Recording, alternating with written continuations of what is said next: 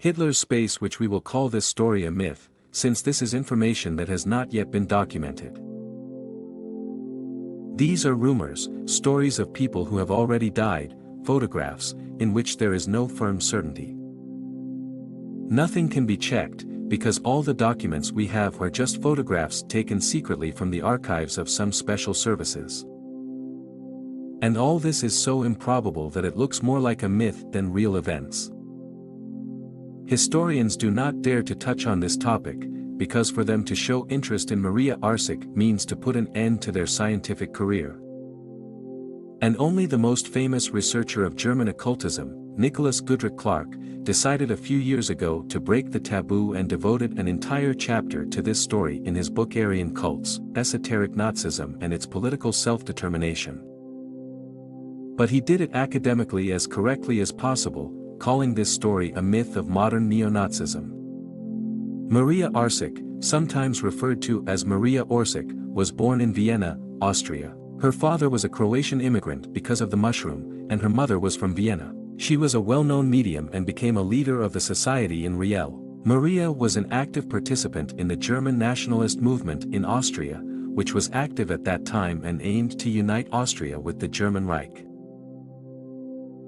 In 1919, Maria moved to Munich to her boyfriend, who later became her fiancé, but whether they eventually married or not is unknown, since both disappeared in 1945.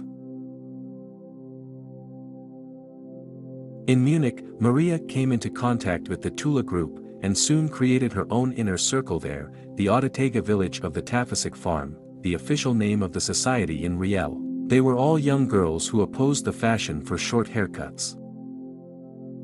Both Maria and Trout were beautiful girls with very long hair.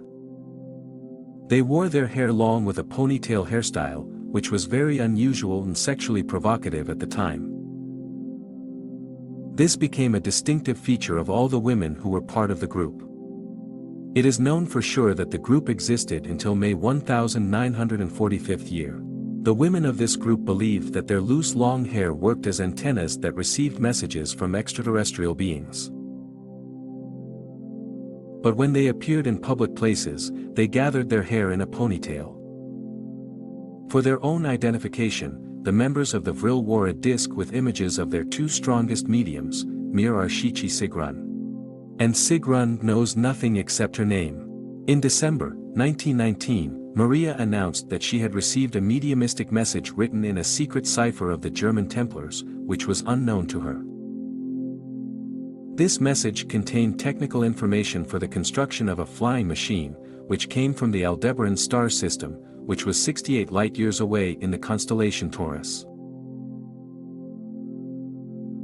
Maria wrote down 2 folders of papers, one in a language written in a Templar cipher, the second in an incomprehensible language. Maria herself believed that the second folder was written in some ancient, Oriental language, which she identified as Pan-Babylonian.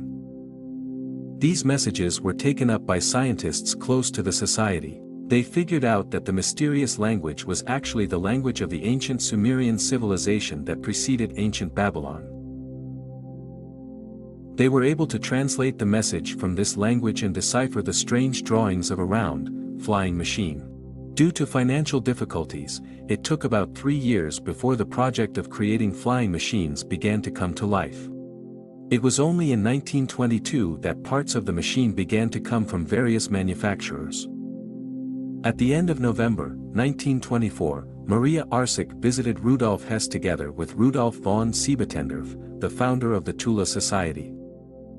Siebetendorf wanted to establish contact with Dietrich Eckart, who died a year ago.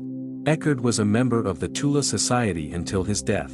In order to establish contact, the members of the Tula Society joined their hands around a table draped in black cloth. Guests fell into a nervous state, watching Maria Orsic's eyes roll back so that only her whites were visible, seeing her in a trance state with her mouth open. However, Siebetender only smiled with satisfaction when he heard Eckart's voice begin to sound through the medium. Eckart announced that he had been chosen for someone to convey an important message with his voice. This someone called himself as Shumi, a resident of a remote world that orbits the star Aldebaran from the constellation Taurus. Shumi explained that they were a humanoid race that colonized Earth 500 million years ago. Those of them who survived after the Great Flood, the flood of Noah's Ark, became the ancestors of the Aryan race. Zibitendrov was skeptical of these statements and asked for evidence. While Maria was in a trance, she wrote a few lines of strange signs. These signs were similar to the language of the ancient Sumerian civilization, the predecessor of the ancient Babylonian culture. In December 1943, Maria attended a meeting organized by the society in Vril at the seaside resort of Kolberg. The main purpose of the meeting was the development of the Aldebaran project. By this time, the mediums of the society in Vril had already received all the accurate information necessary to build a flying machine and about the habitable planets around Aldebaran. And now they were going to organize a trip there. This project was discussed again on January 22, 1944, at a meeting of Hitler, Himmler, Schumann, a scientist and professor at the Technical University in Munich, and Kunkel, a member of the Thule Society.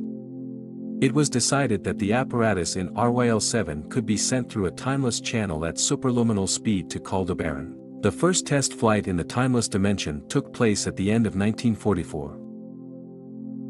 This test flight almost ended tragically, because after the flight to the Real 7, it looked as if it had been flying for hundreds of years. Its inner skin looked very old, worn out and had severe destruction in several places. It is known that the main element of the design of these flying machines was an alloy of red powder, which in the molten state was similar to mercury, but red in color. If you spin this red mercury at a speed of 7,200 revolutions per minute, then the disk with this mercury began to shield the gravitational field. Maria Orsic disappeared with her fiancé and her entire group in 1945. On the 11th of March, 1945, a letter was sent to all members of the Tula Society, which was written by Maria Orsic and ended with the words Nim and Blade Hia, no one stayed here.